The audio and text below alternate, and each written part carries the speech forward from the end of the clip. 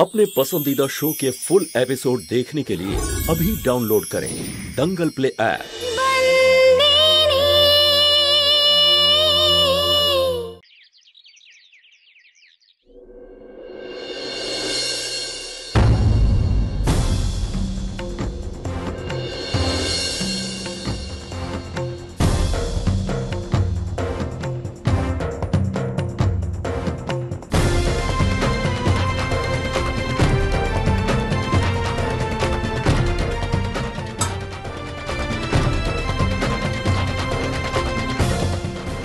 মুঙ্গি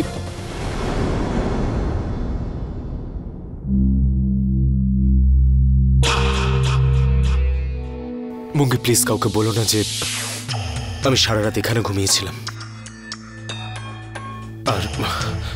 আর কাল রাতে যা হয়েছে সেই ব্যাপারেও কাউকে কিছু বলো না প্লিজ।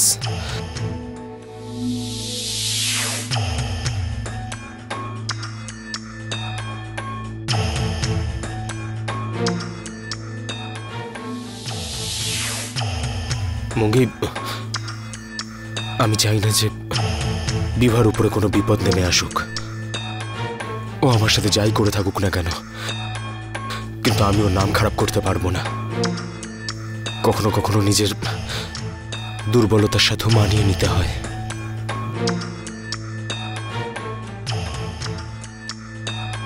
সারং, তোমার তো লেগেছে, ওষুধ লাগিয়ে নিও। হ্যাঁ আরে হ্যাঁ, এত বড় একটা ঘটনা ঘটে গেল আমি তো ভুলেই গেছি। আসলে ফার্স্ট এড বক্স আমি এনে দিচ্ছি।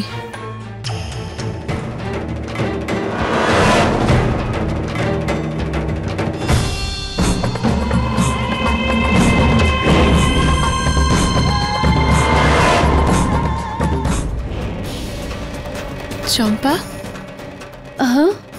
ফার্স্ট এড বক্সটা কোথায়? একটু দাও না। কি হয়েছে তোমার মুঙ্গি দিদি? না আমার কিছু হয়নি, আসলে আসলে অন্য একজন আঘাত পেয়েছে। এনে দেবে প্লিজ? আচ্ছা ঠিক আছে, এক্ষুনি আনছি।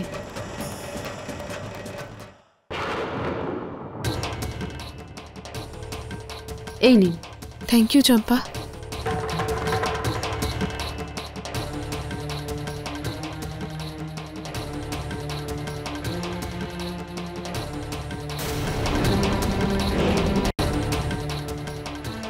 সারং, এই নাও, ওষুধ লাগিয়ে নাও।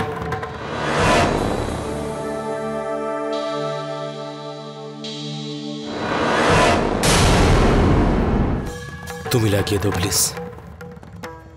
আসলে ব্যাপারটা হচ্ছে আমার কপালটা ভীষণ যন্ত্রণা করছে।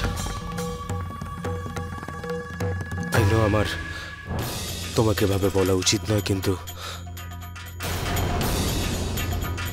যাক, তুমি যদি না লাগাতে চাও তাহলে আমি পরে ব্যবস্থা করে নেব। না সারং, আমি দিচ্ছি।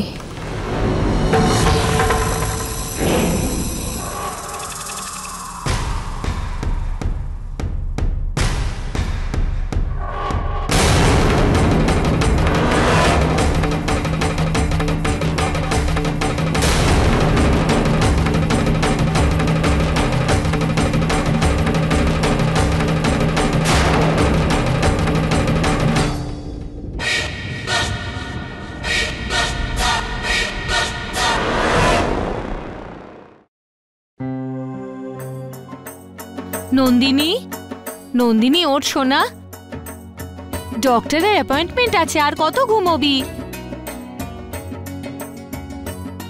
নন্দিনী,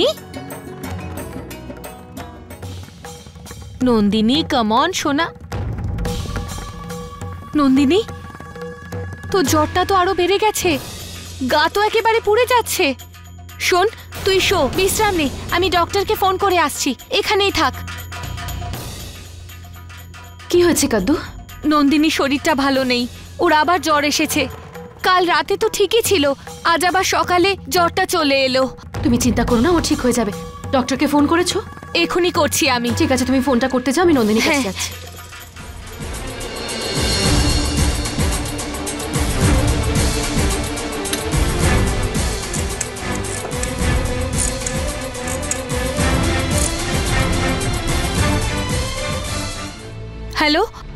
ডক্টর,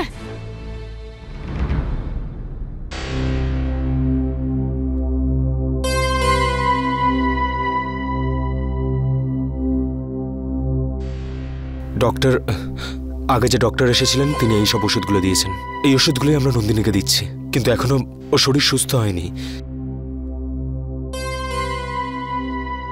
এই ওষুধগুলোতে জ্বর কমে যাওয়ার কথা ছিল। আচ্ছা, আমি দেখে নিচ্ছি। কিন্তু ডক্টর ও জ্বরটা বারবার ফিরে আসছে কেন? কাল রাতে ও জ্বর একদম কমে গেছিল, কিন্তু আজ সকালে এত জ্বর আবার এসে গেল। না না মা, সোনা কিচ্ছু হবে না, 2 মিনিট সহ্য করে নে।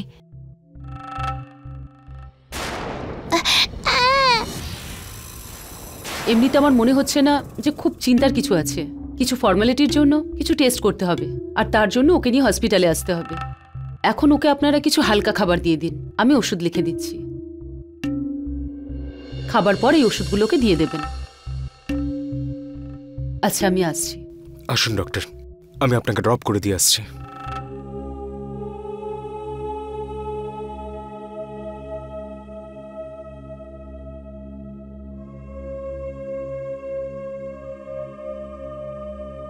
কাদ্দু, তুমি চিন্তা করো না, নন্দিনী একদম ভালো হয়ে যাবে। নন্দিনী, কি খাবে তুমি? সুজির হালুয়া। ঠিক আছে, আমি তোমার জন্য এক্ষুনি বানিয়ে নিয়ে আসছি হালুয়া, ঠিক আছে? মালকিন, এখন নন্দিনীর শরীর কেমন আছে? কি বললেন ডাক্তারবাবু? ডক্টর বলেছেন যে নন্দিনীকে কিছু টেস্ট করাতে হবে, আর উনি এখন ওকে ইঞ্জেকশন দিয়ে গেছেন। জ্বর আর কিছুক্ষণের মধ্যেই নেমে যাবে। আপনি কি বানাচ্ছেন এখন? আমি নন্দিনীর জন্য খাবার বানাচ্ছি। আপনি নন্দিনীর খাবারটা রাখুন, আমি বানিয়ে দিচ্ছি। মালিকের খাবার তৈরি আছে, আপনি গিয়ে দিয়ে আসুন।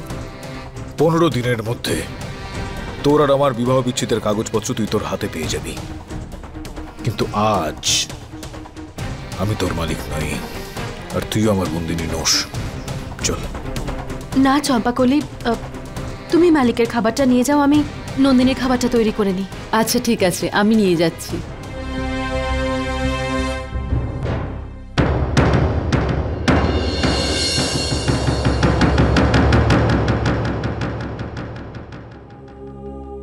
আরে বাবা, আমার কথাটা তুমি একবার ঠিক মতো বোঝার চেষ্টা করো বলছি। কি একই কথা বারবার তুমি বলে যাচ্ছ বলো তো?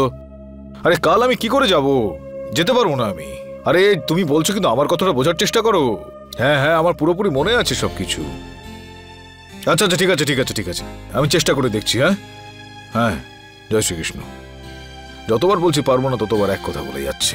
কোন সম্মেলনে যাওয়ার কথা হচ্ছে ধর্মরাজ? আরে বাবা, ওই যে ওই হীরা ব্যবসায়ীদের ওরা একটা সম্মেলন প্রত্যেক বছর করে না? ওই যে আমাকে একটা পুরস্কার দিয়েছিল আগে, মনে আছে? সেটাতেই আবার ডাকছে আমাকে। হ্যাঁ, ওই সম্মেলন তো, যেখানে তুই আর সন্তু একসঙ্গে গিয়েছিলি। সন্তু ভাষণ দিয়েছিল। হ্যাঁ, সেটাই তো। এইবারও তো ওকে নিয়ে যাবি নাকি? আরে না না, আমি তো একাই এবার। ওখানে কয়েকদিন থেকে যেতে হবে তো, তাই একা গেলেই সেটা ঠিকঠাক হবে মনে হয়। মালিক, জল খাবার। হ্যাঁ, রাখ রাখ। এই চম্পাকলি, আমার ওই নন্দিনীর শরীর এখন কেমন আছে বলতো? মালিক, নন্দিনী সোনার জ্বর আজকে আরো বেড়ে গেছে। ডাক্তারবাবুকে ডাকা হয়েছিল, উনি আরো কিছু টেস্ট দিয়েছেন। ও হো হো হো হো। তারপর সিন্ড্রেলা সেই বাড়িতে একেবারে একা থাকতে লাগলো। কেমন আছো বাবা? আরে তোর তো গা এখনো গরম রয়েছে দেখছি মা। হ্যাঁ, আমি তো তোর জন্য এই সমস্ত খাবার জিলিপি দেখ নিয়ে এসেছিলাম, ভাবলাম যে একসঙ্গে আমরা খাবার খাবো। কিন্তু গা গরম তো, তুই তো এই সমস্ত বোধহয় খেতে পারবি না, তাই না? ফলের রস খাবি? ফলের রস তুই জানা? হ্যাঁ ফলের রস হ্যাঁ, নিয়ে আনা গিয়ে। নিয়ে আসছি। হ্যাঁ, তুমি জানো দাদু, আজকে ডক্টর এসেছিল আমাকে দেখতে, আর বলছিল যে আমার টেস্ট করাতে হবে। এই টেস্টে আসলে কি হয়? টেস্ট মানে কি বলবো তোকে, ওই সূচ ফুটিয়ে ওরা একটু রক্ত বের করে নেয় পরীক্ষা করার জন্য। আরো একটা ইনজেকশন? কিন্তু আজই তো একটা ইনজেকশন দিল আমার। কেন? সূচ দেখলে তোর ভয় লাগে নাকি আমার বলতো? না, আমি কোনো কিছুতে ভয় পাই না, কিন্তু যখন ওরা ইনজেকশন দেয় তখন একটু তো ব্যথা লাগে। আরে উত্তর দে, উত্তর দে, না বললে চলবে না। আমি জানতে পেরে গেছি যে তুই ভয় পাস সেটা। ওই তো ঠাকুমা আছে না, ওই তো আমাকে। নন্দিনী,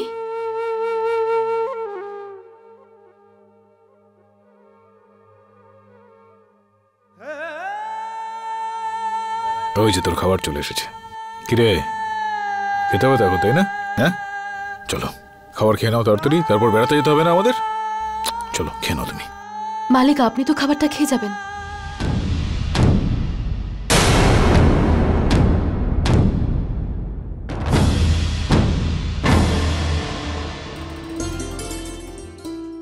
নন্দিনী চলো উঠে বসে খাবারটা খেয়ে নাও।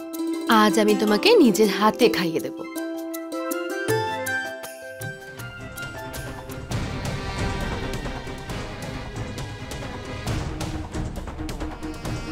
হ্যালো, কে বলছেন? তোমার স্বামী। তুমি তুমি আমায় ফোন কেন করেছো? বিপদের সময় তো নিজের স্ত্রীকেই ফোন করবো কাদ্দু। আমি স্বীকার করছি যে আমি অনেক বড় ভুল করে ফেলেছি। কিন্তু কাদ্দু, তুমিও তো অনেক বড় ভুল করতে চলেছো। আমার উকিল কতবার বাড়িতে ফোন করেছিল আমার জামিনের জন্য, আর ওনার কথা তো তোমার সাথেই হয়েছিল। কিন্তু তুমি তো অল্প কিছু কথা বলি ফোনটা কেটে দিয়েছিলে। না তুমি কিছু করলে, না তোমার পরিবারের অন্য কেউ কিছু করলো। আজকে আরো একবার শুনানি আছে কাদ্দু, আমার আর মৌলিকের কেসের।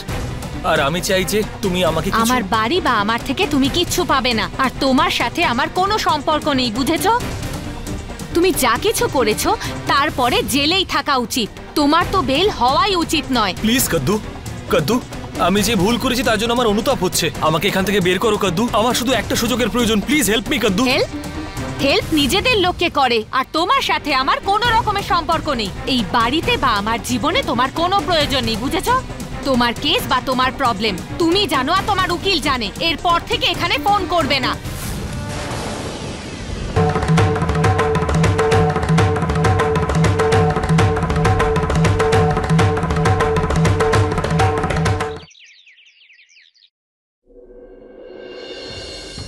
মুঙ্গি এখনো আমাকে ভালোবাসে, আর যদি আমাদের দুজনের লড়াইয়ে মুঙ্গির কিছু হয়ে যায় না, তাহলে আমাকে কিন্তু দোষ দিতে এসো না।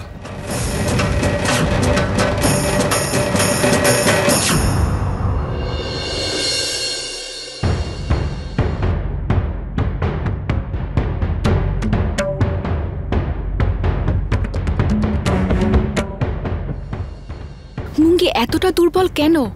কেন নিজের মনে সাহস দিয়ে ও কেন স্ট্রং হতে পারছে না? কেন ও কিছুতেই বুঝতে পারছে না সারাং ভালো ছেলে নয়, খারাপ ছেলে সারাং? কেন বুঝতে পারছে না? উফ, কেন?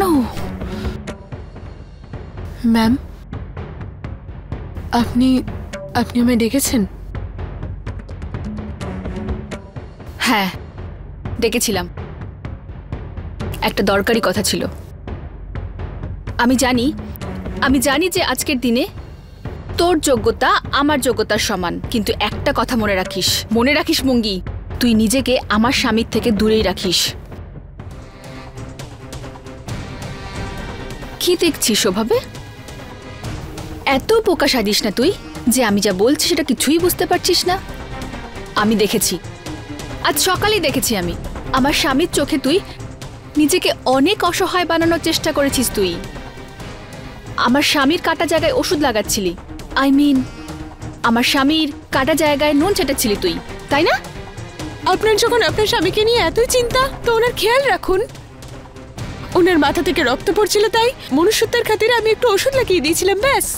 আপনি যা দেখেছেন, আপনি যা বুঝেছেন, সেটা আপনার দায় আর আপনার ভাবনা।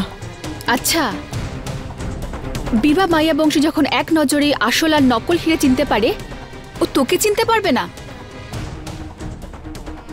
আমি নিজের চোখে দেখেছি আর সবটা বুঝতেও পেরেছি, আর ঠিকই বুঝেছি আমি। তুই নিজে আমার স্বামীর কাছে যাওয়ার চেষ্টা করেছিলিস। হ্যাঁ, একটা সময় ছিল যখন তুই আমার স্বামীকে ভালোবাসতিস, আর কোথাও না কোথাও এখনো তুই ওকে ভালোবাসিস, তাই না? কিন্তু তুই একটা কথা ভুলে যাচ্ছিস, তোর এক্স লাভার এখন আমার স্বামী। আর আমি চাই না তোর মতো এই রকম মেয়েরা আমার স্বামীর চারপাশে ঘুরে বেড়াক। Do you get it? So you better be away.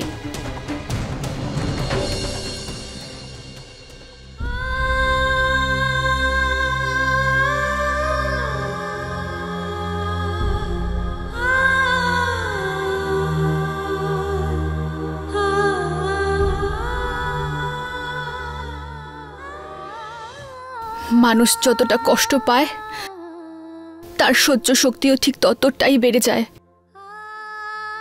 সাহসটাও ততটাই বেড়ে যায়। আর তাই মুঙ্গি, শুধু সেই জন্যই তোকে বারবার কাঁদাই, যাতে তুই সারংকে নিজের মন থেকে, নিজের মাথা থেকে সরিয়ে দিতে পারিস। Please be strong Mungi, please be strong, please be strong.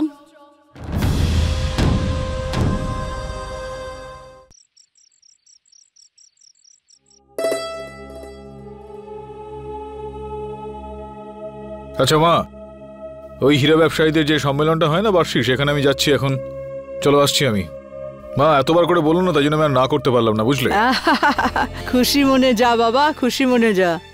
এই কদমমুড়ি, আমাদের নন্দিনী কোথায় রে? ও নিজের রুমে বিশ্রাম নিচ্ছে, ওর তো জ্বর এসেছে। তুমি বললে ওকে ডাকি? না না না, আমি যাচ্ছি ওর কাছে। শোন ধর্মরাজ, তুই উপরে যাচ্ছিস না, তো শান্তুকেও ডেকে নিস, ও ওখানেই বসে আছে। কি হয়েছে? দাঁড়িয়ে আছিস কেন? তুই তো নন্দিনীকে দেখতেই যাচ্ছিলিস। না না, ঘুমোচ্ছে বোধহয়। ছেড়ে দাও তুমি, ছেড়ে দাও, ছেড়ে দাও। আমি ফিরে আসার পর ওর সাথে কথা বলবো। চলো। জয় শ্রীকৃষ্ণ। এইভাবে কেমন করে চলে যেতে পারিস? শান্তুর সাথে দেখা করে যা। আরে মা, বলছি না দেরি হয়ে গেছে, ফিরে আসার পর দেখা করে নেবো আমি। ছেড়ে দাও না, ছাড়ো এখন। 2 মিনিটের মধ্যে কি এমন তফাৎ হবে ধর্মরাজ? শান্তুর সঙ্গে দেখা করে যা। এই চম্পা, একটা কাজ কর, যা শান্তুকে ডেকে নিয়ে আয়। আর একটা কাজ কর না, তুই ওখানে বস আর শান্তুকে পাঠিয়ে দে। হ্যাঁ, ওকে বলবি শুভ কাজের দইটা নিয়ে আয়, বুঝলি? যা।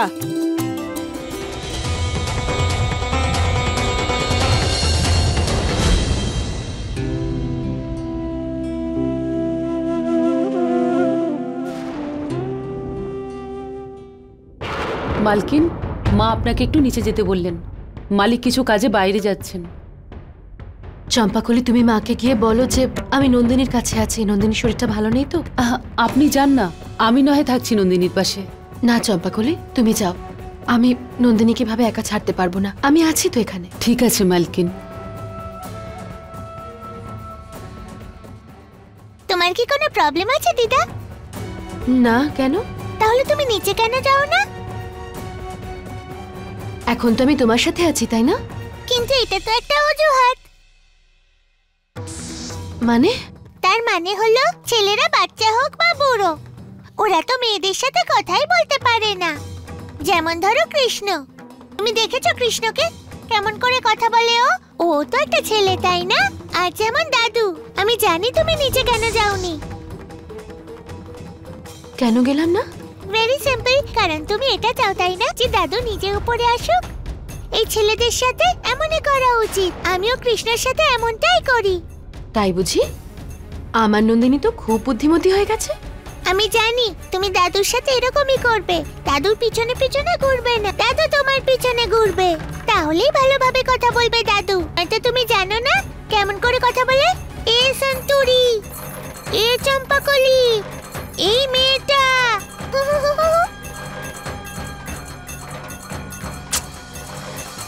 তোমার তো এখনো ভালো জ্বর আছে। চলো, আর একদম কথা নয়, এবার ঘুমিয়ে পড়ো, চলো।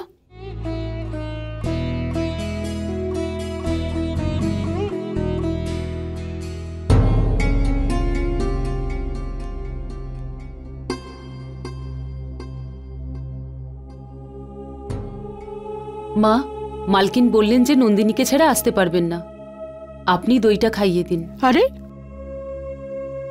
2 মিনিটের কি এমন ওর ক্ষতি হয়ে যেত? আরে না না, একদম ঠিক আছে বলছি। নন্দিনী একা রয়েছে বোধহয়, ছেড়ে দাও না তুমি।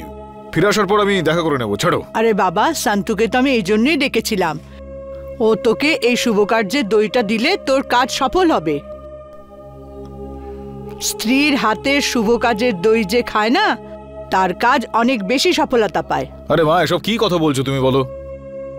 মা যদি নিজের হাতে দই খাইয়ে দেয় তাহলে সব কাজ সফল হয়। কিছুদিন আগেও ধর্মরাজ শান্তুর সঙ্গে দেখা করার জন্য সুযোগ খুঁজতো, আর এখন দেখা করতেই চায় না। কি এমন হলো ওদের দুজনের মধ্যে?